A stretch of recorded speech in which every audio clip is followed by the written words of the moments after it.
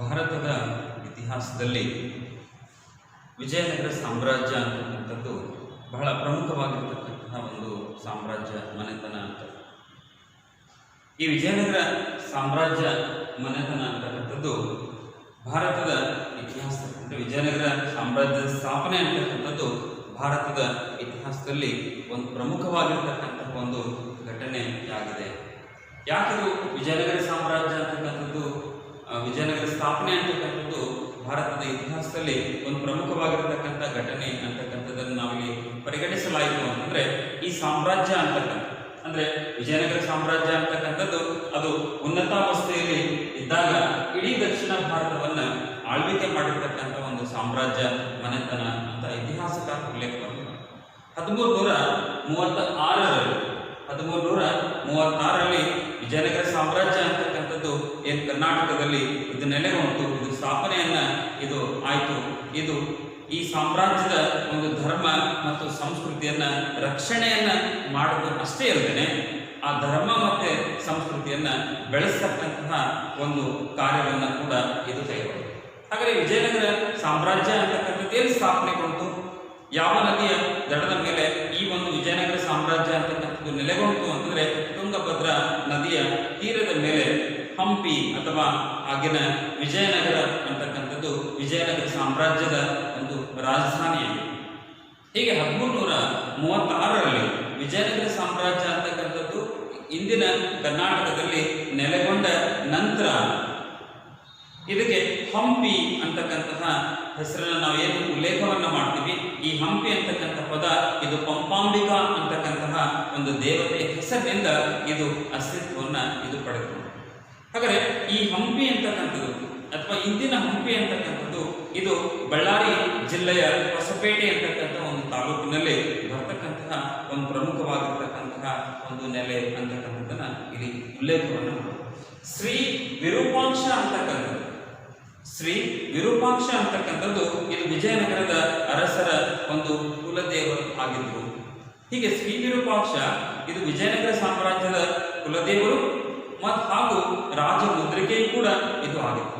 ಹಾಗಾದರೆ ಪ್ರತಿಯೊಂದು ಕರ್ನಾಟಕದ ರಾಜಮನೆತನಕ್ಕೆ ಒಂದೊಂದು ರಾಜಮನೆತನ ಅಂತಕ್ಕಂಥದ್ದು ಒಂದು ಲಾಂಛನವನ್ನು ಹೊಂದಿರುವ ಹಾಗೆ ವಿಜಯನಗರ ಸಾಮ್ರಾಜ್ಯವು ಕೂಡ ಒಂದು ಲಾಂಛನವನ್ನು ಹೊಂದಿತ್ತು. ಹಾಗಾದರೆ ವಿಜಯನಗರ ಸಾಮ್ರಾಜ್ಯದ ಲಾಂಛನ ಯಾವುದು ಅಂತಕ್ಕಂಥದ್ದನ್ನು ನಾವು ನೋಡಿದ್ರೆ ಅದು ವರಾಹ ಅಂತಕ್ಕಂಥದ್ದು ಇವರ ಒಂದು ರಾಜ ಲಾಂಛನವಾಗಿತ್ತು ಅಂತಕ್ಕಂಥದ್ದು ನಮಗಿಲ್ಲಿ ಕಂಡು ಬರ್ತಕ್ಕಂಥ ಮತ್ತೊಂದು ಪ್ರಮುಖವಾಗಿರ್ತಕ್ಕಂಥ ಒಂದು ಅಂಶ. ಹೀಗೆ ಈ ವರಾಹ ರಾಜ ಲಾಂಛನವನ್ನು ಹೊಂದಿರತಕ್ಕಂಥ ವಿಜಯನಗರ ಸಾಮ್ರಾಜ್ಯ ಅಂತಕ್ಕಂಥದ್ದು 1336ರಲ್ಲಿ ಇದು ನೆಲೆಗೊಂಡಿತು, ಇದು ಸ್ಥಾಪನೆಯನ್ನ ಇದುಕೊಂಡು.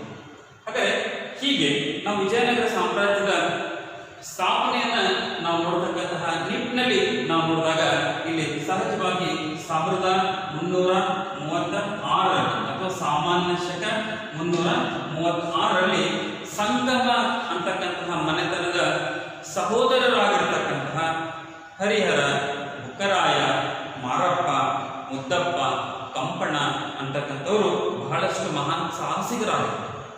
ಹೀಗೆ ಇವರಲ್ಲಿರ್ತಕ್ಕಂಥ ಆರಂಭಿಕ ಸಹೋದರರು ಅಂತ ನಾವೇನು ಹೇಳ್ತೀವಿ, ಆ ಆರಂಭಿಕ ಸಹೋದರರು ಹರಿಹರ ಮತ್ತು ಬುಕ್ಕರಾಯ. ಹರಿಹರ ಮತ್ತು ಬುಕ್ಕರಾಯ ಅಂತ.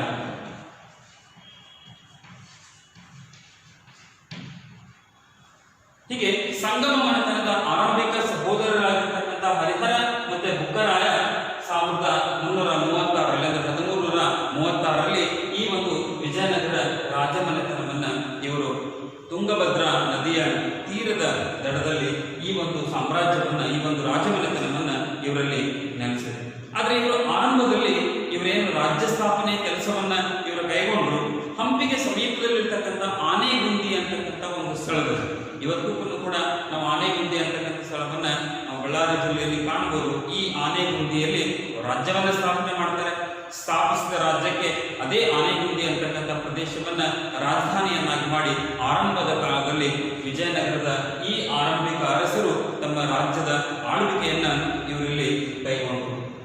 ಹೀಗೆ 1336ರಲ್ಲಿ ನಿಸ್ಸಂಶಯವಾಗಿ ಹರಿಹರ ಮತ್ತು ಬುಕ್ಕರಾಯ ಅಂತಕ್ಕಂಥ ಈ ಈರ್ವ ಸಹೋದರರು ವಿಜಯನಗರದ ಸಾಮ್ರಾಜ್ಯವನ್ನ ಸ್ಥಾಪಿಸಿದ್ರು ಕೂಡ ಇಲ್ಲಿ ಬುಕ್ಕರಾಯ, ಆದರೆ ಅವರ ಒಂದು ಮೂಲ ಸ್ಥಳ ಯಾವುದು ಅಂತಕ್ಕಂತಹ ವಿದ್ವಾಂಸರಲ್ಲಿ ಬಹಳಷ್ಟು ಭಿನ್ನಾಭಿಪ್ರಾಯಗಳಿವೆ. ಅವರ ಮೂಲ ಸ್ಥಳದ ಬಗ್ಗೆ ಸಾಕಷ್ಟು ವಿದ್ವಾಂಸರಲ್ಲಿ ಭಿನ್ನಾಭಿಪ್ರಾಯ ಇರೋದ್ರಿಂದಾಗಿ ಇಲ್ಲಿ ಒಂದು ವಾದದ ಪ್ರಕಾರ ಈ ಆರಂಭಿಕ ಸಹೋದರರು ಅಂತ ನಾವೇನು ಉಲ್ಲೇಖ ಮಾಡಿದ್ವಿ, ಹರಿಹರ ಮತ್ತೆ ಬುಕ್ಕರಾಯ ಅಂತಕ್ಕಂಥ ಈ ಆರಂಭಿಕ ಸಹೋದರರನ್ನ ನಾವೇನಿಲ್ಲಿ ನಾವು ಹೆಸರನ್ನ ನಾವಿಲ್ಲಿ ಬಳಕೆ ಮಾಡಿದ್ವಿ. ಇವರು ಆರಂಭದಲ್ಲಿ ವಾರಂಗಲ್ಲದ ಕಾಕತೀಯ ಅಂತಕ್ಕಂಥ ದೊರೆಯಾಗಿರ್ತಕ್ಕಂಥ ಪ್ರತಾಪರುದ್ರ, ವಾರಂಗಲ್ಲದ ಕಾಕತೀಯ ಅರಸನಾಗಿರ್ತಕ್ಕಂಥ ಪ್ರತಾಪರುದ್ರನ ಆಶ್ರಯದಲ್ಲಿ ಇವರಿಬ್ಬರೇ ಕೂಡ ಅಧಿಕಾರಿಗಳಾಗಿದ್ದರು.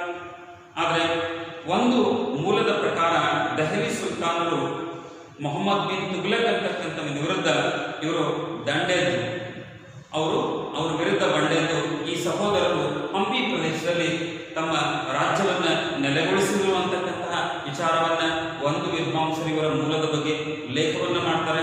ಅದೇ ರೀತಿಯಾಗಿ ಎರಡನೇ ವಿದ್ವಾಂಸರ ಒಂದು ವಾದ ಏನು, ಅವರ ಒಂದು ಅಭಿಪ್ರಾಯ ಏನು ಅಂತಂದ್ರೆ, ಈ ಆರಂಭಿಕ ಅರಸರಾಗಿರ್ತಕ್ಕಂಥ ಹರಿಹರ ಮತ್ತೆ ಬುಕ್ಕರಾಯ ಅಂತಕ್ಕಂಥ ಈ ಆರಂಭದ ಸಹೋದರರು ಹೊಯ್ಸಳರ ರಾಜ್ಯದ ಅರಸನಾಗಿದ್ದಂಥ ಆಗಿನ ಮೂರನೇ ಬಲ್ಲಾಳ ಅಂತಕ್ಕಂಥ ಅರಸನ ಒಂದು ಅಧೀನದಲ್ಲಿ ಹಂಪಿ ಪ್ರದೇಶದ ಅಧಿಕಾರಿಗಳಾಗಿದ್ದರು ಅಂತಕ್ಕಂಥ ಮಾಹಿತಿಯನ್ನ ಮತ್ತೊಬ್ಬ ವಿದ್ವಾಂಸರಲ್ಲಿ ಕೊಡ್ತಾರೆ.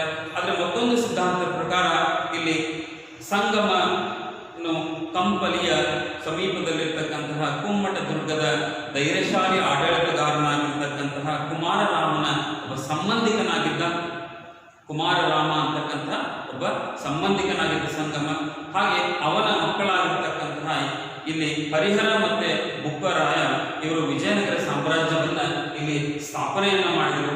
ಹೀಗೆ ವಿಜಯನಗರದ ಮೂಲದ ಬಗ್ಗೆ ನಮಗೆ ಸ್ಪಷ್ಟವಾಗಿರ್ತಕ್ಕಂತಹ ಅಭಿಪ್ರಾಯಗಳಿಲ್ಲ.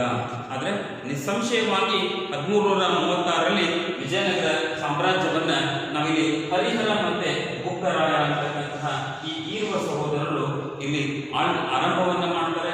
1336ರಲ್ಲಿ ಆರಂಭದಲ್ಲಿ ಇವರು ಹಂಪಿಯ ಸಮೀಪದಲ್ಲಿರ್ತಕ್ಕಂಥ ಆನೆಗುಂದಿ ಅಂತಕ್ಕಂಥ ಸ್ಥಳವನ್ನ ಆರಂಭಿಕ ರಾಜಧಾನಿಯನ್ನಾಗಿ ಮಾಡಿ ಆಳ್ವಿಕೆಯನ್ನ ಇವರಲ್ಲಿ ಪ್ರಾರಂಭ ಮಾಡಿದರು. ಹೀಗೆ ಈ ವಿಜಯನಗರ ಸಾಮ್ರಾಜ್ಯದ ರಾಜಕೀಯ ಇತಿಹಾಸವನ್ನ ನಾವಿಲ್ಲಿ ಸಂಕ್ಷಿಪ್ತವಾಗಿರ್ತಕ್ಕಂಥ ರಾಜಕೀಯ ಇತಿಹಾಸವನ್ನ ನಾವಿಲ್ಲಿ ಚರ್ಚಿಸುವುದಾದರೆ, ಈ ವಿಜಯನಗರ ಸಾಮ್ರಾಜ್ಯ 1336ರಲ್ಲಿ ಏನು ಇಂದಿನ ತುಂಗಭದ್ರಾ ನದಿಯ ದಡದ ಮೇಲಿರ್ತಕ್ಕಂಥ ಪ್ರದೇಶದಲ್ಲಿ ನೆಲೆಗೊಂಡು 1336ರಿಂದ 1646ರವರೆಗೆ 4 ಪ್ರಮುಖವಾಗಿರ್ತಕ್ಕಂಥ ರಾಜಮನೆತನಗಳು ಇಲ್ಲಿ ಆಳ್ವಿಕೆಯನ್ನು ಮಾಡಿದರು. ಹಾಗಾದರೆ ವಿಜಯನಗರ ಸಾಮ್ರಾಜ್ಯವನ್ನು ಆಳ್ವಿಕೆ ಮಾಡಿರ್ತಕ್ಕಂಥ 4 ಪ್ರಮುಖ ರಾಜಮನೆತನಗಳು ಯಾವುವು ಅಂತಕ್ಕಂಥ ಪ್ರಶ್ನೆ ಬಂದಾಗ ನಾವಿಲ್ಲಿ ಉಲ್ಲೇಖ ಮಾಡ್ತೀವಿ. ಒಂದು ಸಂಗಮ ಅಂತಕ್ಕಂಥ ಮನೆತನ, ಮತ್ತೊಂದು ಸಳುವ ಅಂತಕ್ಕಂಥ ಮನೆತನ, ಮೂರನೇದು ತುಳುವ ಅಂತಕ್ಕಂಥ ರಾಜಮನೆತನ, ನಾಲ್ಕನೇದು ಇಲ್ಲಿ ಅರವೀಡು ಅಂತಕ್ಕಂತಹ ರಾಜಮನೆತನ ಇಲ್ಲಿ ಆಳ್ವಿಕೆ ಮಾಡಿದೆ. ಆರಂಭದ ಮನೆತನವೇ ಸಂಗಮ 1336ರಿಂದ 1485ರವರೆಗೆ ಆಳ್ವಿಕೆಯನ್ನ ಮಾಡಿತು. ಅದರ ನಂತರ ಬಂದಿರತಕ್ಕಂಥದ್ದು ಇಲ್ಲಿ ಸಳುವ ಮನೆತನ ಅಂತಕ್ಕಂಥದ್ದು 1485ರಿಂದ 1505ರವರೆಗೆ ಈ ಸಳುವ ರಾಜಮನೆತನ ಅಂತಕ್ಕಂಥದ್ದು ಆಳ್ವಿಕೆ ಮಾಡಿದ್ರೆ, ವಿಜಯನಗರ ಇತಿಹಾಸ ಕಂಡಿರ್ತಕ್ಕಂಥ ಅತಿ ಶ್ರೇಷ್ಠನಾಗಿರ್ತಕ್ಕಂಥ ಕೃಷ್ಣದೇವರಾಯ ತುಳುವ ವಂಶದ ದೊರೆಯಾದ ಈ ತುಳುವ ಮನೆತನ 1505ರಿಂದ 1570ರವರೆಗೆ ಆಳ್ವಿಕೆಯನ್ನು ಮಾಡಿದೆ. ಹೀಗೆ ಈ ತುಳುವ ಮನೆತನದ ನಂತರ ವಿಜಯನಗರ ಸಾಮ್ರಾಜ್ಯದ ಅತ್ಯಂತ ಕೊನೆಯ 4ನೇ ರಾಜಮನೆತನ ಯಾವುದು ಅಂದರೆ ಅದು ಅರವೀಡು ಮನೆತನ ಅಂತಕ್ಕಂಥದ್ದು. ಈ ಅರವೀಡು ಮನೆತನ 1571ರಿಂದ 1646ರವರೆಗೆ ಹೀಗೆ 4 ಪ್ರಮುಖವಾಗಿರ್ತಕ್ಕಂಥ ರಾಜಮನೆತನಗಳು ಈ ವಿಜಯನಗರ ಸಾಮ್ರಾಜ್ಯವನ್ನ ಇಲ್ಲಿ ಆಳ್ವಿಕೆಯನ್ನ ಮಾಡಿದೆ. ಹೀಗೆ ಈ 4 ಪ್ರಮುಖವಾಗಿರ್ತಕ್ಕಂಥ ರಾಜಮನೆತನ 1336ರಿಂದ 1646ರವರೆಗೆ ಇಲ್ಲಿ ಆಳ್ವಿಕೆಯನ್ನು, ಹೀಗೆ ಸಂಗಮ, ಸಳುವ, ತುಳುವ, ಅರವೀಡು ಅಂತಕ್ಕಂತಹ ಈ 4 ರಾಜಮನೆತನಗಳು ವಿಜಯನಗರ ಸಾಮ್ರಾಜ್ಯವನ್ನ ಆಳ್ವಿಕೆಯನ್ನ ಮಾಡಿದೆ. ಆದರೆ ಹೀಗೆ ಈ ಪ್ರಮುಖವಾಗಿರ್ತಕ್ಕಂಥ 4 ರಾಜಮನೆತನಗಳು ಈ ವಿಜಯನಗರ ಸಾಮ್ರಾಜ್ಯವನ್ನು ಆಳ್ವಿಕೆ ಮಾಡಿದರೂ ಕೂಡ ವಿಜಯನಗರ ಸಾಮ್ರಾಜ್ಯದ ಕೀರ್ತಿ ಪ್ರತಿಷ್ಠೆ ಅಂತಕ್ಕಂಥದ್ದು ಸಾಮ್ರಾಜ್ಯದ ವಿಸ್ತರಣೆ ದೃಷ್ಟಿಯಿಂದ ಅದು ಊರ್ಜಿತ ಸ್ಥಾನವನ್ನು ಪಡೆದುಕೊಂಡಿದ್ದು ಯಾರ ಆಳ್ವಿಕೆಯ ಕಾಲದಲ್ಲಿ ಅಂತಂದರೆ ಕೃಷ್ಣದೇವರಾಯನ ಆಳ್ವಿಕೆ ಕಾಲ. ಹೀಗೆ ದಕ್ಷಿಣ ಭಾರತವನ್ನು ಆಳ್ವಿಕೆ ಮಾಡಿರ್ತಕ್ಕಂತಹ ಸರ್ವಶ್ರೇಷ್ಠ ಅರಸರುಗಳ ಸಾಲಿನಲ್ಲಿ ಬರ್ತಕ್ಕಂತಹ ಒಬ್ಬ ಪ್ರಮುಖ ಅರಸ, ವಿಜಯನಗರ ಸಾಮ್ರಾಜ್ಯದ ಒಬ್ಬ ಪ್ರಮುಖ ಅರಸ ಆತ ಈ ಕೃಷ್ಣದೇವರಾಯ. ಈತ ತುಳುವ ವಂಶದ ನರಸನಾಯಕ ಮತ್ತು ನಾಗಾಲಾಂಬ ದೇವಿಯ ಪುತ್ರ, ನರಸನಾಯಕ ಮತ್ತೆ ನಾಗಾಲ ದೇವಿಯ ಪುತ್ರನಾಗಿ ಇವನು ಪುತ್ರನಾಗಿ ಇವನು ಜನಿಸಿ ಮುಂದೆ ವಿಜಯನಗರದ ಅರಸನಾಗಿ 1509ರಲ್ಲಿ ಈತ ಅಧಿಕಾರವನ್ನು ಇಲ್ಲಿ ಸ್ವೀಕಾರ ಮಾಡಿದ. ಹೀಗೆ 1509ರಿಂದ 1529ರವರೆಗೆ ವಿಜಯನಗರದ ಸಾಮ್ರಾಜ್ಯದ ಅರಸನಾಗಿ ಈತ ಆಳ್ವಿಕೆಯನ್ನ ಮಾಡ್ತಾನೆ. ಹೀಗೆ ಕೃಷ್ಣದೇವರಾಯ ಅಂತಕ್ಕಂಥವನು ವಿಜಯನಗರ ಸಾಮ್ರಾಜ್ಯ ಕಂಡಿರ್ತಕ್ಕಂಥ ಅತಿ ಶ್ರೇಷ್ಠನಾಗಿರ್ತಕ್ಕಂಥ ಅರಸ. ಹಾಗಾದ್ರೆ ಸಾಮ್ರಾಜ್ಯದ ವಿಸ್ತರಣೆ ದೃಷ್ಟಿಯಿಂದ ಕೃಷ್ಣದೇವರಾಯನ ಸೈನಿಕವಾಗಿರ್ತಕ್ಕಂಥ ಸಾಧನೆಗಳು ಏನು ಅಂತ ನಾವಿಲ್ಲಿ ನೋಡಿದಾಗ, ಇಲ್ಲಿ ರಾಜ್ಯದ ಮೇರೆಗಳನ್ನು ವಿಸ್ತರಣೆ ಮಾಡತಕ್ಕಂಥ ನಿಟ್ಟಿನಲ್ಲಿ ಕೃಷ್ಣದೇವರಾಯ ಅಂತಕ್ಕಂಥವನು ಅಧಿಕಾರಕ್ಕೆ ಬಂದ ನಂತರದ ವರ್ಷದಲ್ಲಿ ಈತ ಸಾಮಾನ್ಯ ಶಕ 1510ರಲ್ಲಿ ಈತ ಯುದ್ಧವನ್ನು ಮಾಡ್ತಾನೆ. ಸಾಮಾನ್ಯ ಶಕ 1510ರ ಯುದ್ಧ. ಯಾಕಂದ್ರೆ ವಿಜಯನಗರ ಸಾಮ್ರಾಜ್ಯದಲ್ಲಿ 1509ರಲ್ಲಿ ಕೃಷ್ಣದೇವರಾಯನ ಆಳ್ವಿಕೆ ಅಂತಕ್ಕಂಥದ್ದು ಪ್ರಾರಂಭಗೊಂಡು, ಆದರೆ 1510ರಲ್ಲಿ ಬಿಜಾಪುರದ ಸುಲ್ತಾನ್ ಆಗಿರ್ತಕ್ಕಂತಹ ಯೂಸುಫ್ ಆದಿಲ್ ಶಾ ಮತ್ತು ಬೀದರ್ನ ಸುಲ್ತಾನ್ ಆಗಿರ್ತಕ್ಕಂತಹ ಮಹಮ್ಮದ್ ಶಾ ವಿಜಯನಗರದ ಮೇಲೆ ಆಕ್ರಮಣವನ್ನು ಮಾಡಿದರು.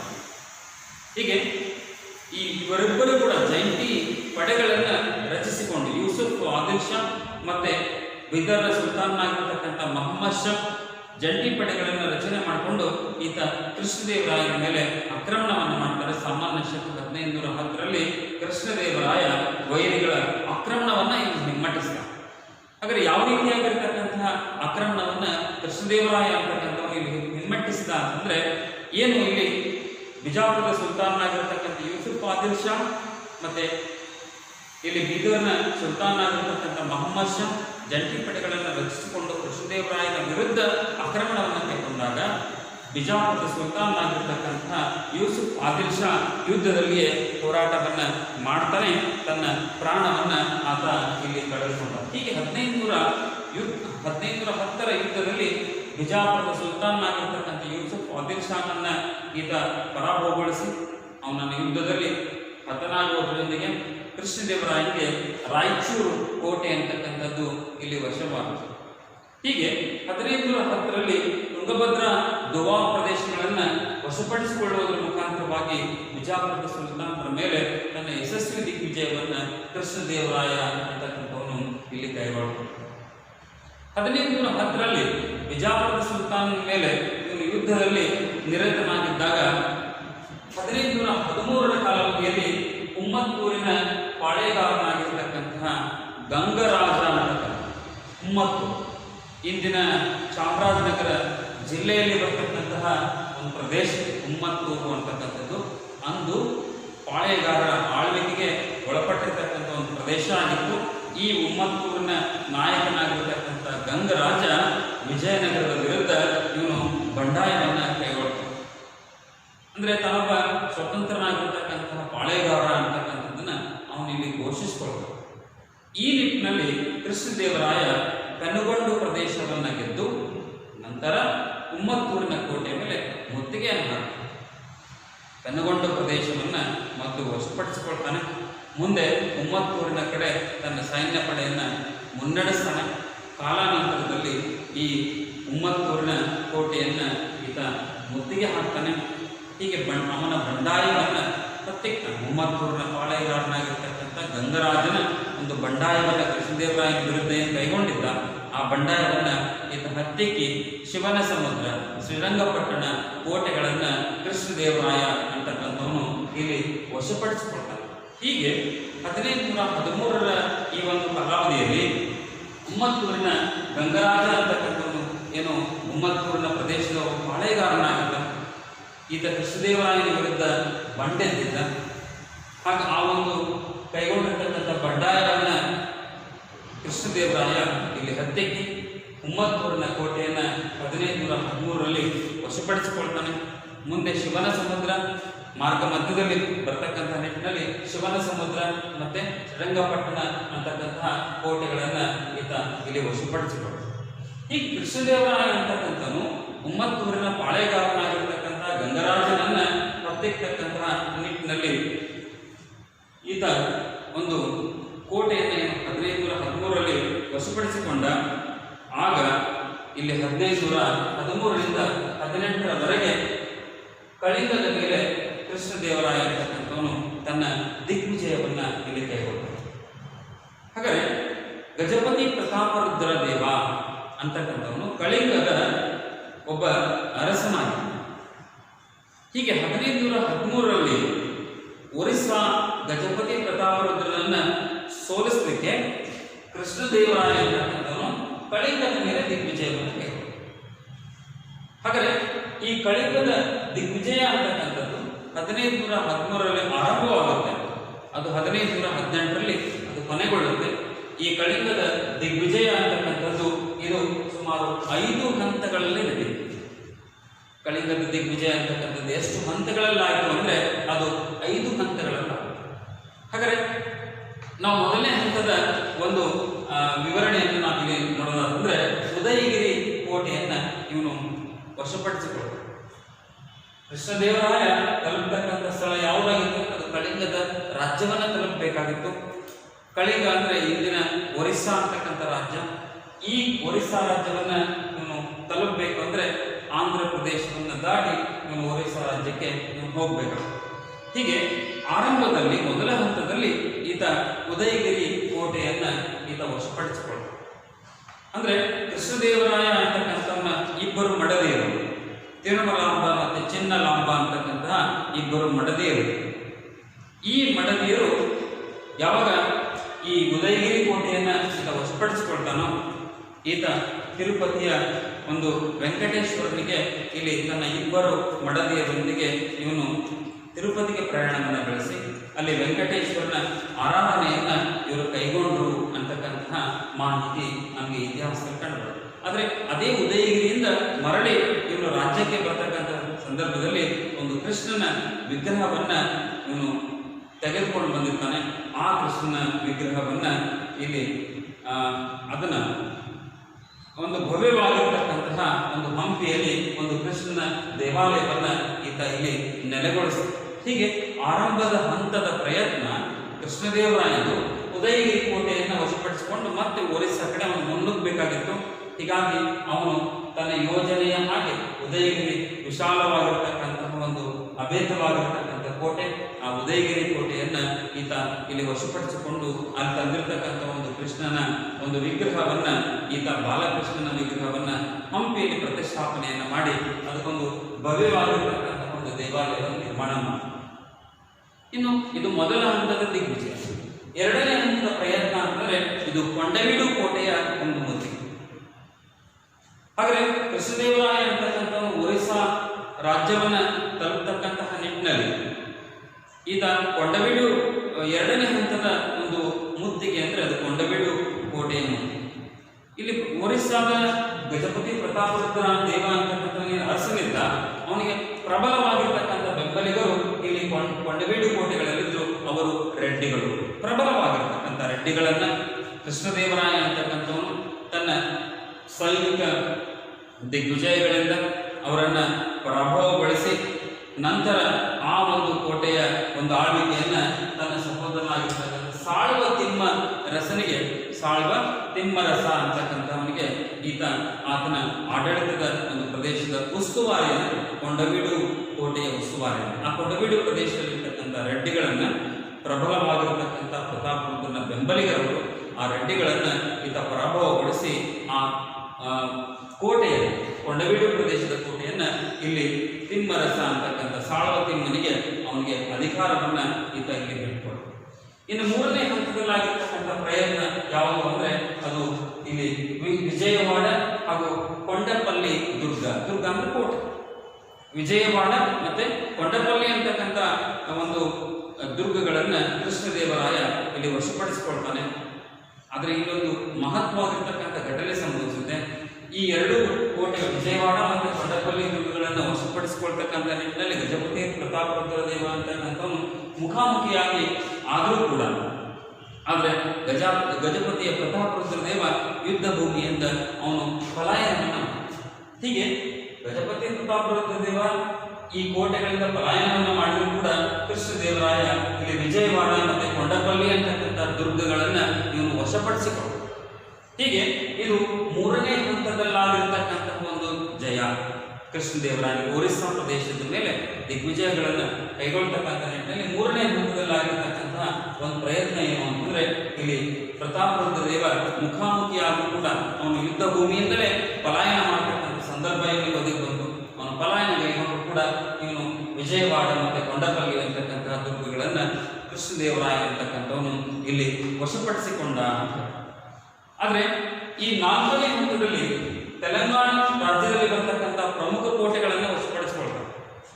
ನಾಲ್ಕನೇ ಹಂತದ ಪ್ರಯತ್ನದಲ್ಲಿ ಇಲ್ಲಿ ತೆಲಂಗಾಣ ಪ್ರದೇಶದಲ್ಲಿ ಬರ್ತಕ್ಕಂಥ ಅನಂತಗಿರಿ, ಕನಕಗಿರಿ, ದೇವರಕೊಂಡ ಅಂತಕ್ಕಂತಹ ಕೋಟೆಗಳನ್ನು ಹಾಗೂ ಇನ್ನಿತರ ಕೋಟೆಗಳನ್ನು ಇವನಿಲ್ಲಿ ವಶಪಡಿಸಿಕೊಂಡು ಈ ವಿಜಯದ ಸಂಕೇತಿಕವಾಗಿ ಪೋತನೂರು ಅಂತಕ್ಕಂಥ ಒಂದು ಸ್ಥಳ. ತೆಲಂಗಾಣ ಪ್ರದೇಶದಲ್ಲಿ ಕೃಷ್ಣದೇವರಾಯ ಅಂತಕ್ಕಂಥವನು ಯಾವ್ಯಾವ ಕೋಟೆಗಳನ್ನು ವಶಪಡಿಸಿಕೊಂಡ ಅಂತಂದ್ರೆ ಇದು ಅನಂತಗಿರಿ ಅಂತಕ್ಕಂಥ ಕೋಟೆ, ಕನಕಗಿರಿ ಅಂತಕ್ಕಂಥ ಕೋಟೆ, ದೇವರಕೊಂಡ ಅಂತಕ್ಕಂಥ ಕೋಟೆ. ಈ ಕೋಟೆಗಳನ್ನ ಇವನು ವಶಪಡಿಸಿಕೊಳ್ಳುವುದರ ಜೊತೆಗೆ ಇನ್ನಿತರ ಕೋಟೆಗಳನ್ನು ಕೂಡ ಇಲ್ಲಿ ಕೃಷ್ಣದೇವರಾಯ ಅಂತಕ್ಕಂಥವನು ಇಲ್ಲಿ ವಶಪಡಿಸಿಕೊಳ್ಳುವಲ್ಲಿ ಯಶಸ್ವಿ ಆಗ. ಈ ರೀತಿ ತನ್ನ ಒಂದು ದಿಗ್ವಿಜಯದ ನೆನಪಿಗಾಗಿ ಪೋತನೂರು ಅಂತಕ್ಕಂಥ ಸ್ಥಳ, ಯಾವ ಸ್ಥಳ? ಪೋತನೂರು. ಈ ಪೋತನೂರು ಅಂತಕ್ಕಂಥ ಸ್ಥಳದಲ್ಲಿ ಒಂದು ವಿಜಯ ಸ್ತಂಭವನ್ನ ಅವನಿಲ್ಲಿ ನೆಲೆಗೊಳಿಸ್ತಾನೆ. ಅಂದ್ರೆ ಇದು ತೆಲಂಗಾಣ ರಾಜ್ಯದಲ್ಲಿ ಬರ್ತಕ್ಕಂಥ ಈ ಪ್ರಮುಖವಾಗಿರ್ತಕ್ಕಂಥ ಕೋಟೆ. ಯಾಕಂದ್ರೆ ಒಂದು ಕೋಟೆಯನ್ನು ವಶಪಡಿಸಿಕೊಳ್ತಕ್ಕಂಥ ಸುಲಭವಾಗಿರ್ತಕ್ಕಂಥ ಸಾಧ್ಯದ ಮಾತಲ್ಲ.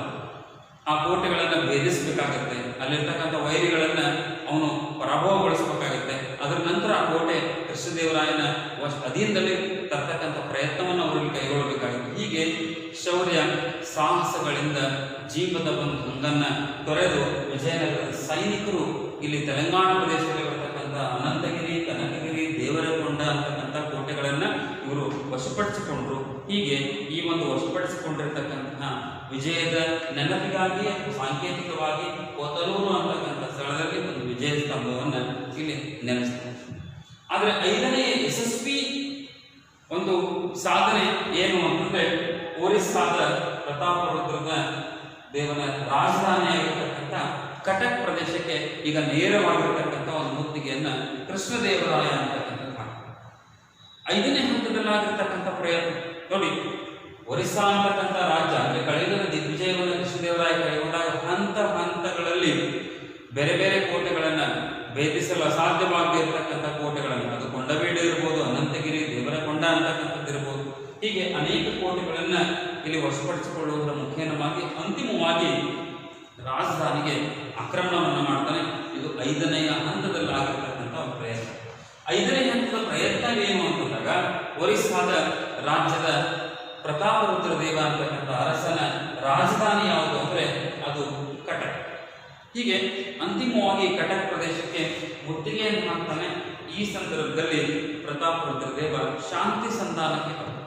ಯಾಕಂದ್ರೆ ಕೃಷ್ಣದೇವರಾಯನನ್ನ ಇನ್ನು ಪರಾಭವಗೊಳಿಸ್ತಕ್ಕಂಥದ್ದು ಅಸಾಧ್ಯವಾಗಿರತಕ್ಕಂತಹ ಮಾತು ಅಂತಕ್ಕಂಥದ್ದನ್ನು ಮನಗೊಂಡು ಇವನು ಶಾಂತಿ ಸಂಧಾನಕ್ಕೆ ಬಂದ ನಂತರ ಕೃಷ್ಣ ನದಿ ತೀರದ ಉತ್ತರ ಭಾಗಗಳನ್ನೆಲ್ಲ ಶಾಂತಿ ಸಂಧಾನದಲ್ಲಿ ಉಂಟಾಗಿರ್ತಕ್ಕಂಥ ಕರಾರುಗಳು ಏನು ಅಂತ ನೋಡಿದಾಗ ಇಲ್ಲಿ ಕೃಷ್ಣ ನದಿ ತೀರದ ಉತ್ತರದ ಭಾಗಗಳನ್ನೆಲ್ಲ ವಿಜಯನಗರದ ಅರಸನಾಗಿರ್ತಕ್ಕಂಥ ಕೃಷ್ಣದೇವರಾಯನಿಗೆ ಅವನಿಗೆ ಮರಳಿ ಕೊಟ್ಟು ಅವನ ಮಗಳಾಗಿರ್ತಕ್ಕಂತಹ ಜಗನ್ಮೋಹಿನಿಯನ್ನ ಕೃಷ್ಣದೇವರಾಯನಿಗೆ ಇಲ್ಲಿ ವಿವಾಹವನ್ನು ಮಾಡಿಕೊಡ್ತಾರೆ. ಅಂದ್ರೆ ವೈವಾಹಿಕವಾಗಿರ್ತಕ್ಕಂಥ ಸಂಬಂಧಗಳು ಇತಿಹಾಸಗಳಲ್ಲಿ ಉಂಟಾಗ್ತವೆ ಅಂತಕ್ಕಂಥ ಪ್ರಶ್ನೆಯನ್ನು ನಾವು ನೋಡಿದ್ರೆ ಎರಡೂ ಮನೆತನಗಳ ಮಧ್ಯ ರಕ್ತ ಸಂಬಂಧಗಳನ್ನು ಬೆಳೆಸಿದಾಗ ಅಲ್ಲಿ ಸಂಘರ್ಷದ ಒಂದು ಅಂಶ ಅಂತಕ್ಕಂಥದ್ದು ಕಣ್ಮರೆ ಆಗೋದಕ್ಕೆ ಸಾಧ್ಯ. ಹೀಗೆ ಎರಡೂ ಮನೆತನಗಳ ಮಧ್ಯೆ ಒಂದು ಉತ್ತಮವಾಗಿರ್ತಕ್ಕಂಥ ಸಂಬಂಧವನ್ನು ಬೆಳೆಸ್ತಕ್ಕಂಥ ನಿಟ್ಟಿನಲ್ಲಿ ಒರಿಸ್ಸಾದ ಪ್ರತಾಪರುದ್ರ ದೇವ ತನ್ನ ಮಗಳಾಗಿರ್ತಕ್ಕಂಥ ಜಗನ್ಮೋಹಿನಿಯನ್ನ ಕೃಷ್ಣದೇವರಾಯನಿಗೆ ಕೊಟ್ಟು ವಿವಾಹವನ್ನ ಇಲ್ಲಿ ಮಾಡಬೇಕು. ಹೀಗೆ ಯಾವಾಗ ಒರಿಸ್ಸಾದ ಈ ಒಂದು ದಿಗ್ವಿಜಯದಲ್ಲಿ ಕೃಷ್ಣದೇವರಾಯ ಅಂತಕ್ಕಂಥವನು ನಿರತನಾಗಿದ್ನೋ, ಈ ಪೂರ್ವದಲ್ಲಿ ವಿಜಯನಗರದ ಕೃಷ್ಣದೇವರಾಯ ಬಿಜಾಪುರದ ಯೂಸುಫ್ ಆದಿಲ್ ಶಾನನ್ನ ಪರಾಭವಗೊಳಿಸಿ ಏನು ರಾಯಚೂರು ಕೋಟೆಯನ್ನು ವಶಪಡಿಸಿಕೊಂಡಿದ್ದ. ಈಗ ಯೂಸುಫ್ ಆದಿಲ್ ಶಾನ್ ನಂತರ ಇಸ್ಮಾಯಿಲ್ ಆದಿಲ್ ಶಾ ಅಂತಕ್ಕಂಥವನು ಅದೇ ಒಂದು ಕೋಟೆಯನ್ನು, ರಾಯಚೂರು ಕೋಟೆಯನ್ನ ಇಲ್ಲಿ ಮರಳಿ ವಶಕ್ಕೆ ಪಡೆದ. ಆದ್ರಿಂದ 1520 ಕಳಿಂಗದ ದಿಗ್ವಿಜಯದ ನಂತರ 1520ರಲ್ಲಿ ಬಿಜಾಪುರದ ಸುಲ್ತಾನನ ಮೇಲೆ ಪುನಃ ಕೃಷ್ಣದೇವರಾಯ ಅಂತಕ್ಕಂಥವನು ಯುದ್ಧವನ್ನು ಮಾಡಿ ಆ ರಾಯಚೂರು ಕೋಟೆಯನ್ನು ಇಲ್ಲಿ ವಶಪಡಿಸಿಕೊಟ್ಟ ಕೃಷ್ಣದೇವರಾಯ ಅಂತ.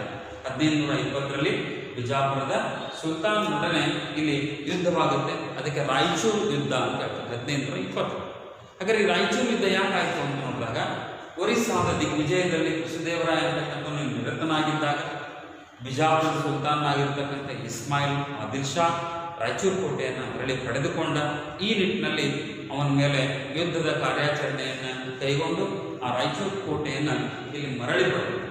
ಈ ರಾಯಚೂರು ಕೋಟೆಯನ್ನು ಮರಳಿ ಪಡೆಯುವಲ್ಲಿ, ಬಿಜಾಪುರದ ಇಸ್ಮಾಯಿಲ್ ಆದಿಲ್ ಶಾನನ್ನು ಪರಾಭವಗೊಳಿಸುವಲ್ಲಿ ಪೋರ್ಚುಗೀಸರ ಒಂದು ಕೋವಿ ಪಡೆ ಅಂದರೆ ಬಂದೂಕಿನ ಪಡೆ ಬಹಳಷ್ಟು ಬೆಂಬಲವನ್ನು ಅವರಲ್ಲಿ ಕಲ್ಪಿಸಿಕೊಟ್ಟು. ಯಾರಿಗೆ? ಕೃಷ್ಣದೇವರಾಯ.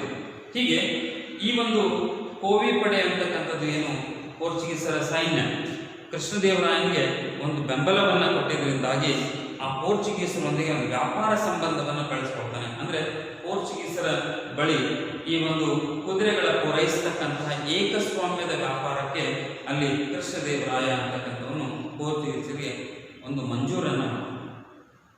ಯಾಕಂದ್ರೆ ಪೋರ್ಚುಗೀಸರ ಕೋವಿ ಪಡೆ ಅಂತಕ್ಕಂಥದ್ದು ಇಸ್ಮಾಯಿಲ್ ಆದಿಲ್ ಶಾನ ವಿರುದ್ಧ ಹೋರಾಟ ಮಾಡುವಲ್ಲಿ ಬಹಳ ಬೆಂಬಲವನ್ನು ಕೊಟ್ಟು ಅದರ ಪ್ರತೀಕವಾಗಿ ಇವರು ಆ ಒಂದು ಏಕಸ್ವಾಮ್ಯ ಕುದುರೆ ವ್ಯಾಪಾರಗಳ ಒಂದು ಅವಕಾಶವನ್ನು ಇಲ್ಲಿ ಪೋರ್ಚುಗೀಸರಿಗೆ ಇಲ್ಲಿ ಕಲ್ಪಿಸಿಕೊಟ್ಟಿದ್ದರಿಂದಾಗಿ ಕೃಷ್ಣದೇವರಾಯ ಬಿಜಾಪುರದವರೆಗೂ ಕೂಡ. ಆದರೆ ಮುಂದೆ ಅಲ್ಲಿಂದ ಮರಳಿ ಬರ್ತಕ್ಕಂಥ ಸಂದರ್ಭದಲ್ಲಿ ಗುಲ್ಬರ್ಗಾಕ್ಕೆ ಹೋಗಿ ಅಲ್ಲಿರ್ತಕ್ಕಂಥ ಅಮೀರ್ ಬರೀದ್ ಅಂತಕ್ಕಂತಹ ಒಬ್ಬ ಮಂತ್ರಿಯನ್ನ, ಸಿಂಹಾಸನ ಅಮೀರ್ ಬರೀದ್ ಅಂತಕ್ಕಂಥವನ್ನ ಸೋಲಿಸಿ ಬೀದರ್ನ ಸೆರೆಯಲ್ಲಿದ್ದಂತಹ ಒಂದು ಸುಲ್ತಾನನ್ನ, ಬಹುಮನಿ ಸುಲ್ತಾನನ್ನ ಬಿಡುಗಡೆ ಮಾಡಿ ಅವನನ್ನ ಸಿಂಹಾಸನದ ಮೇಲೆ ತರುವಲ್ಲಿ ಇವನು ಯಶಸ್ವಿ ಆದ. ಅಂದ್ರೆ ನಿಜವಾಗಿರ್ತಕ್ಕಂತಹ ಅಧಿಕಾರದಲ್ಲಿರ್ತಕ್ಕಂಥ ಸುಲ್ತಾನ ಅವನೆಲ್ಲಿದ್ದ ಅಂದ್ರೆ ಅವನ ಸೆರೆಮನೆಯಲ್ಲಿ, ಅವನ ಮಂತ್ರಿ ಅಮೀರ್ ಬರೀದ್ ಅಂತಕ್ಕಂಥವನು ಅವನ ಸೆರೆಮನೆಯಲ್ಲಿಟ್ಟು ಇವನ ಅಧಿಕಾರವನ್ನ ಇವನು ಅನುಭವಿಸ್ತಾ ಇದ್ದ. ಹೀಗಾಗಿ ಆ ಸೆರೆಮನೆಯಲ್ಲಿದ್ದಂಥ ಬಹುಮನಿ ಸುಲ್ತಾನನ್ನ ಬಿಡುಗಡೆ ಮಾಡಿ ಸಿಂಹಾಸನಕ್ಕೆ ಅವನನ್ನು, ಇದರಿಂದಾಗಿ ಕೃಷ್ಣದೇವರಾಯನಿಗೆ ಒಂದು ಅತ್ಯಮೂಲ್ಯವಾಗಿರ್ತಕ್ಕಂಥ ಒಂದು ಬಿರುದನ್ನು ಈತ ಪಡೆದುಕೊಂಡ. ಆ ಅತ್ಯಮೂಲ್ಯವಾಗಿರ್ತಕ್ಕಂಥ ಬಿರುದು ಯಾವುದು ಅಂತಂದ್ರೆ ಯವನ ರಾಜ್ಯ ಪ್ರತಿಷ್ಠಾಪನಾಚಾರ್ಯ ಅಂತಕ್ಕಂಥ. ಯವನ ರಾಜ್ಯ ಪ್ರತಿಷ್ಠಾಪನಾಚಾರ್ಯ, ಯವನ ರಾಜ್ಯ ಪ್ರತಿಷ್ಠಾಪನಾಚಾರ್ಯ. ಪರೀಕ್ಷೆಯಲ್ಲಿ ಕೇಳ್ತಾರೆ ಯವನ ರಾಜ್ಯ ಪ್ರತಿಷ್ಠಾಪನಾಚಾರ್ಯ ಅಂತಕ್ಕಂಥ ಬಿರುದು ಯಾರು ಅಂತಕ್ಕಂಥ ಪ್ರಶ್ನೆ ಬಂದಾಗ ಇದು ಕೃಷ್ಣದೇವರಾಯನಿಗೆ ಇದ್ದಂತಹ ಒಂದು ಪ್ರಮುಖವಾಗಿರ್ತಕ್ಕಂತಹ ಒಂದು ಬಿರುದು ಅಂತಕ್ಕಂಥದ್ದು ನಮ್ಗೆ ಗೊತ್ತಿರ್ತದೆ. ಇವನ ಮತ್ತೊಂದು ಪ್ರಮುಖವಾಗಿರ್ತಕ್ಕಂಥ ಸಾಧನೆ ಏನು ಅಂತ ನೋಡಿದಾಗ ಸಿಲೋನ್ನಲ್ಲಿ ಶಾಂತಿ. ಸಿಲೋನ್ ಅಂದ್ರೆ ಇಂದಿನ ಶ್ರೀಲಂಕಾ, ಇದೊಂದು ದ್ವೀಪ ರಾಷ್ಟ್ರ, ನಮಗೆಲ್ಲ ಗೊತ್ತು. ಸಿಲೋನ್ ನಲ್ಲಿ ರಾಜಕೀಯವಾಗಿರ್ತಕ್ಕಂಥ ಅಸ್ಥಿರತೆ ಉಂಟಾದಾಗ ಅಲ್ಲಿನ ಅರಸನಾಗಿರ್ತಕ್ಕಂಥ ವಿಜಯಬಾಹುವಿನ ವಿರುದ್ಧ ಬಂಡಾಯಗಳು ಆರಂಭಗೊಂಡು, ಹೀಗೆ ಅರಸನ ವಿರುದ್ಧ ಉಂಟಾಗಿರ್ತಕ್ಕಂಥ ಬಂಡಾಯಗಳನ್ನು ಹತ್ತಿಕ್ಕಿ ಅವನ ಮಗನಾಗಿರ್ತಕ್ಕಂಥ ಭುವನೈಕ್ಯ ಬಾಹುನನ್ನ ಅಧಿಕಾರಕ್ಕೆ ತರ್ತಕ್ಕಂಥ ನಿಟ್ಟಿನಲ್ಲಿ ಕೃಷ್ಣದೇವರಾಯ ಇಲ್ಲಿ ಪ್ರಮುಖವಾಗಿರ್ತಕ್ಕಂತಹ ಒಂದು ಪ್ರಯತ್ನವನ್ನ ಇಲ್ಲಿ ಕೈಗೊಂಡ. ಸೊ ಇವೆಲ್ಲವೂ ಕೂಡ ಕೃಷ್ಣದೇವರಾಯನ ಪ್ರಮುಖವಾಗಿರ್ತಕ್ಕಂತಹ ಸೈನಿಕ ದಿಗ್ವಿಜಯಗಳು. ಹಾಗಾದರೆ ಕೃಷ್ಣದೇವರಾಯ ಕೇವಲ ಸೈನಿಕ ದಿಗ್ವಿಜಯಗಳಿಂದ ಮಾತ್ರ ಇನ್ನೊಬ್ಬ ಶ್ರೇಷ್ಠ ದೊರೆಯಾಗಿದ್ದ ಅಂತಕ್ಕಂಥ ಪ್ರಶ್ನೆ ನಮ್ಗೆ ಎದುರಾದಾಗ ಇವನು ಬಹುಮುಖ ವ್ಯಕ್ತಿತ್ವದ ಒಂದು ಪ್ರತಿಭೆ ಉಳ್ತಕ್ಕಂಥವನಾಗಿದ್ದ. ಇವನೊಬ್ಬನು ಸ್ವತಃ ಒಬ್ಬ ಕವಿಯಾಗಿದ್ದ. ಕೃಷ್ಣದೇವರಾಯ ಅಂತಕ್ಕಂಥವನು ಆಮುಕ್ತ ಮೌಲ್ಯದ, ಜಾಂಬವತಿ ಕಲ್ಯಾಣ, ಉಷಾ ಪರಿಣಯಂ ಅಂತಕ್ಕಂತಹ ಕೃತಿಗಳನ್ನು ಇವನು ರಚನೆ ಮಾಡಿ, ಆಮುಕ್ತ ಮೌಲ್ಯದ, ಜಾಂಬವತಿ ಕಲ್ಯಾಣ, ಉಷಾ ಪರಿಣಯಂ ಅಂತಕ್ಕಂಥ ಕೃತಿಗಳನ್ನು ರಚಿಸಿ ಸ್ವತಃ ಒಬ್ಬ ಆಸ್ಥಾನದಲ್ಲಿ ಇವನು ಅಷ್ಟ ದಿಗ್ಗಜರಿಗೆ ಅಂದರೆ 8 ಜನ ಕವಿಗಳಿಗೆ ಇವನ ಆಸ್ಥಾನದಲ್ಲಿ ಇವನು ಆಶ್ರಯವನ್ನ ಇಲ್ಲಿ ಕಲ್ಪಿಸಿಕೊಟ್ಟಿದ್ದ. ಇವನು ತಿರುಪತಿಯ ವೆಂಕಟೇಶ್ವರನ ಒಬ್ಬ ಪರಮ ಭಕ್ತನೂ ಕೂಡ ನಾಗಿದ್ದು ತನ್ನ ತಾಯಿಯಾಗಿರ್ತಕ್ಕಂಥ ನಾಗಲಾದೇವಿ ಅಂತಕ್ಕಂಥ ತಾಯಿಯ ಹೆಸರಿಗೋಸ್ಕರವಾಗಿ ಒಂದು ನಗರವನ್ನ ನಿರ್ಮಾಣ ಮಾಡ್ತಾನೆ, ನಾಗಲಾಪುರ ಅಂತಕ್ಕಂಥದ್ದು. ನಾಗಲಾಪುರ ಅಂದ್ರೆ ಅದು ಬೇರೆ ಯಾವುದಲ್ಲ, ಇವತ್ತಿರ್ತಕ್ಕಂತಹ ಹೊಸಪೇಟೆಗೆ ನಾವು ನಾಗಲಾಪುರ ಅಂತಕ್ಕಂಥ ಹೆಸರನ್ನ ಅವನು ನಾಮಕರಣವನ್ನ ಮಾಡಿದ್ದ. ಹೀಗೆ ವ್ಯಾಸತೀರ್ಥ ಎಂಬ ಪಂಡಿತರನ್ನ ಸಿಂಹಾಸನದ ಮೇಲೆ ಕುಳ್ಳರಿಸಿ ಗೌರವವನ್ನ ನೀಡಿರ್ತಕ್ಕಂಥದ್ದು. ಹಂಪಿಯಲ್ಲಿ ಪುರಂದರ ಮಂಟಪವನ್ನ ಇವನು ನಿರ್ಮಾಣವನ್ನ ಮಾಡಿರ್ತಕ್ಕಂಥದ್ದು. ಹೀಗೆ ಸ್ವತಃ ಇವನೊಬ್ಬನು ಕವಿಯೂ ಹೌದು, ಒಬ್ಬ ಶ್ರೇಷ್ಠ ಕಲಾಕಾರನೂ ಕೂಡ ಹೌದು. ಇವನು ಇತರರಿಗೆ ಸ್ಫೂರ್ತಿಯನ್ನು ನೀಡ್ತಕ್ಕಂತಹ ಒಂದು ಪ್ರಮುಖ ವ್ಯಕ್ತಿತ್ವವನ್ನು ಕೂಡ ಇವನು ಹೊಂದಿದ್ದ. ಹೀಗೆ ಇವನಿಗೆ ಅನೇಕ ಬಿರುದಾವಳಿಗಳು, ಕೇವಲ ಯವನ ರಾಜ್ಯ ಪ್ರತಿಷ್ಠಾಪನಾಚಾರ್ಯ ಅಂತಕ್ಕಂಥ ಬಿರುದು ಅಷ್ಟೇ ಇರಲಿಲ್ಲ.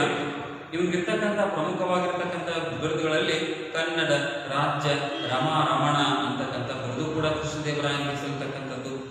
ಕರ್ನಾಟಕ ಆಂಧ್ರ ಭೋಜ ಅಂತಕ್ಕಂಥದ್ದು, ಕವಿ ಪುಂಗವ ಅಂತಕ್ಕಂಥದ್ದು, ಅದ್ರ ಜೊತೆಗೆ ನಾವು ಈಗಾಗಲೇ ಹೇಳಿರಲ್ಪಟ್ಟರು ಹಾಗೆ ಯವನ ರಾಜ್ಯ ಪ್ರತಿಷ್ಠಾಪನಾಚಾರ್ಯ ಅಂತಕ್ಕಂಥದ್ದು.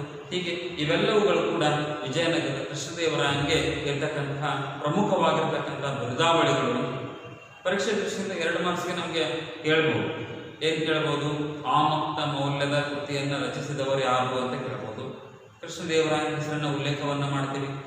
ಅದರಷ್ಟೇ ಅಲ್ಲ, ಇಲ್ಲಿ ವಿಜಯನಗರ ಕೃಷ್ಣದೇವರಾಯನಿದ್ದಂಥ 2 ಪ್ರಮುಖ ಬಿರುದುಗಳನ್ನು ಹೆಸರಿಸಿ ಅಂತ ಪರೀಕ್ಷೆ ದೃಷ್ಟಿಯಿಂದ ನಮ್ಗೆ ಕೇಳಿದಾಗ ಕೂಡ ನಾವಲ್ಲಿ ಕರ್ನಾಟಕ ಆಂಧ್ರ ಭೋಜ ಅಂತಕ್ಕಂಥ ಬಿರುದಿರ್ಬೋದು, ಅಥವಾ ಕನ್ನಡ ರಾಜ್ಯ ರಮಣ ಅಂತಕ್ಕಂಥ ಬಿರುದಿರ್ಬೋದು, ಅಥವಾ ಯವನ ರಾಜ್ಯ ಪ್ರತಿಷ್ಠಾಪನಾಚಾರ್ಯ ಅಂತಕ್ಕಂಥ ಬಿರುದಿರ್ಬೋದು, ಅಥವಾ ಕವಿ ಪುಂಗವ ಅಂತಕ್ಕಂಥ ಬಿರುದುಗಳಿರ್ಬೋದು.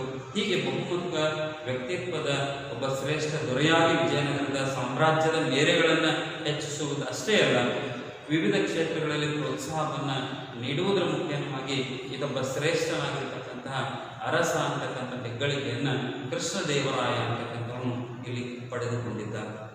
ಹೀಗಾಗಿ ಇವತ್ತಿನ ಈ ಒಂದು ತರಗತಿಯಲ್ಲಿ ವಿಜಯನಗರ ಸಾಮ್ರಾಜ್ಯ ಅಂತಕ್ಕಂಥದ್ದು ಯಾರಿಂದ ಯಾವಾಗ ಸ್ಥಾಪನೆ ಆಯಿತು, ಇದು ಯಾವ ಒಂದು ನದಿಯ ದಡದ ಮೇಲೆ ಇದು ಸ್ಥಾಪನೆ ಆಯಿತು, ಇದಕ್ಕೆ ಹಂಪಿ ಅಂತಕ್ಕಂಥ ಹೆಸರು ಬರೋದಕ್ಕೆ ಮೂಲ ಕಾರಣವೇನು, ನಿಸ್ಸಂಶಯವಾಗಿ 1336ರಲ್ಲಿ ವಿಜಯನಗರ ಸಾಮ್ರಾಜ್ಯವನ್ನು ಸಂಗಮನೆತನದ ಹರಿಹರ ಬುಕ್ಕರಾಯ ಅಂತಕ್ಕಂಥ ಸ್ಥಾಪಿಸಿದ್ರು ಕೂಡ ಇವರ ಮೂಲದ ಬಗ್ಗೆ ಬಹಳಷ್ಟು ಭಿನ್ನಾಭಿಪ್ರಾಯಗಳು.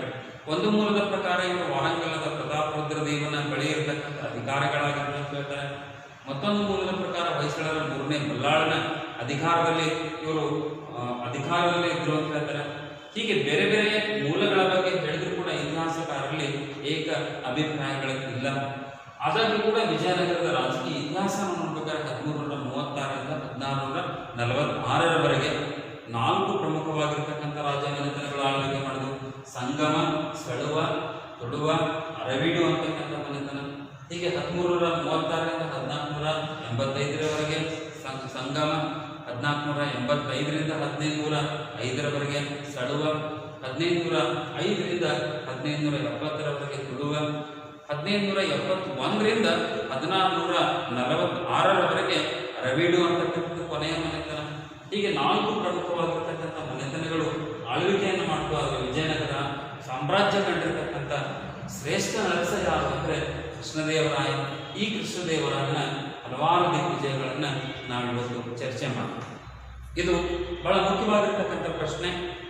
ಪರೀಕ್ಷೆ ದೃಷ್ಟಿಯಿಂದ ನಮಗೆ ಡಿಸ್ಕ್ರಿಪ್ಟಿವ್ ಕ್ವಶನ್ ಆಗಿ ವಿವರಣಾತ್ಮಕವಾಗಿರ್ತಕ್ಕಂಥ ಪ್ರಶ್ನೆ ರೂಪದಲ್ಲಿ ಈ ಪ್ರಶ್ನೆಯನ್ನು ನಮಗೆ ಕೇಳ್ತಾರೆ. 1 ಮಾರ್ಕ್ಸ್ನ ಅಂಕನ ಪ್ರಶ್ನೆಯನ್ನು ಕೇಳ್ತಾರೆ, 2 ಅಂಕದ ಪ್ರಶ್ನೆಗಳು ಕೂಡ ನಮಗಿಲ್ಲಿ ಬರುತ್ತೆ. ಸೊ ಮುಂದಿನ ತರಗತಿಯಲ್ಲಿ ನಾವು ವಿಜಯನಗರ ಸಾಮ್ರಾಜ್ಯ ಕಂಡಿರ್ತಕ್ಕಂತಹ ಒಂದು ತಾಳಿಕೋಟೆ ಕದನ ಯಾಕೆ ಉಂಟಾಯಿತು, ಏನು ಕಾರಣ, ಹೇಗೆ ಘಟನೆ ಸಂಭವಿಸಿತು, ಅದರ ಪರಿಣಾಮಗಳು ಏನು ಅನ್ನೋದ್ರ ಬಗ್ಗೆ ನಾವು ಚರ್ಚೆ ಮಾಡೋಣ.